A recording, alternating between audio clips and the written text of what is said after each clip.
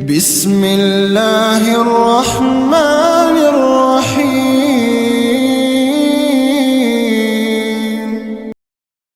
واصبر على ما يقولون واهجرهم هجرا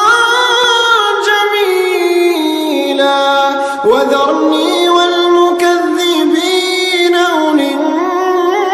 النعمة ومهلهم قليلا إن لدينا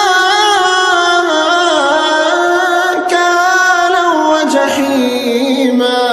وطعاما ذا غصة وعذابا أليما يوم ترجف الأرض والجبال وكانت الجبال كثيبا مهيلا إنا أرسلنا إليكم رسولا شاهدا عليكم كما